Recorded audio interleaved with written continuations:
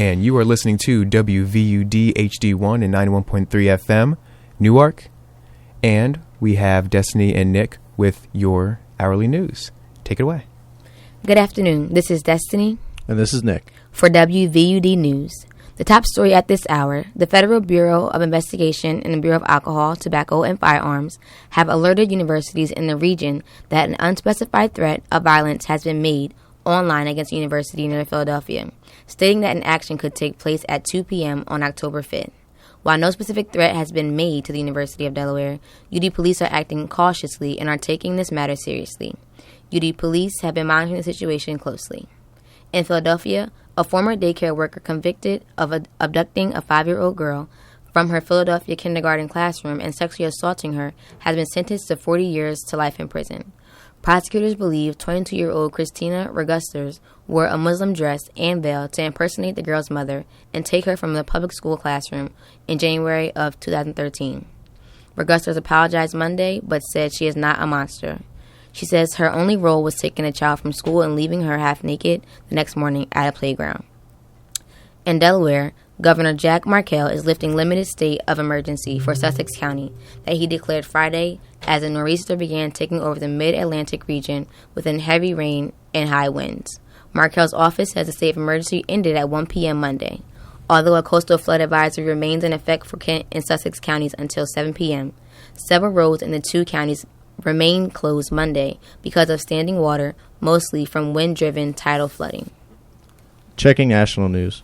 Officials at the University of South Carolina are bringing in bottled water and portable restrooms to help take care of the 31,000 students who attend the school's main campus in the flooded capital of Columbia.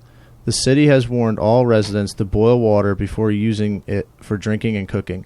The university officials say bottled water was delivered Monday to several on-campus buildings, and students in campus housing were being encouraged to use stoves, microwaves, and common areas to boil water themselves. Portable restrooms have been delivered to the residence halls, sorority, fraternity houses, and the student union buildings.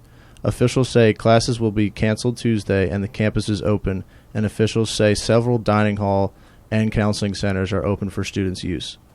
The head of medical care charity Doctors Without Borders say the latest U.S. explanation of an airstrike in Afghanistan over the weekend does not set free the United States of blame. The top commander of the American coalition forces in Afghanistan said today that Afghan forces who reported being under Taliban fire had requested the U.S. airstrike, which killed 22 people at a medical clinic. Initially, a U.S. statement had said the strike had been launched because U.S. forces were threatened.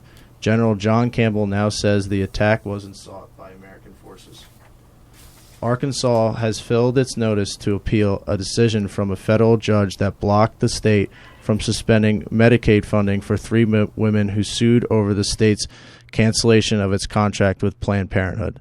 Solicitor General Lee Fedofsky filed notice Monday that the state would appeal U.S. District Judge Christian Baker's order, which is issued Friday. Baker issued a preliminary injunction requiring the state to pay for services for 3 unnamed women referred to in the suit as Jane Does, challenging the contract's termination.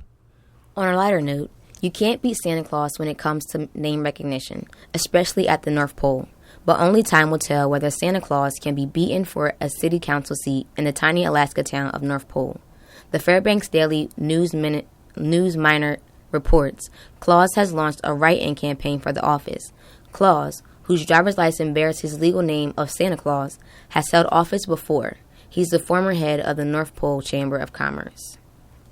In sports, over the weekend, the Blue Hens football team beat William & Mary with a last-second field goal by redshirt freshman Frank Raga, ending the game with a score of 24-3.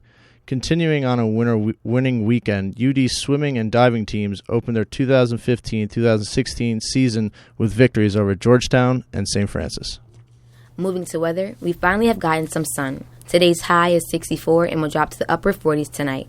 Tomorrow, expect plenty of sun with highs in the lower 70s. For WVUD News, I'm Destiny. And this is Nick.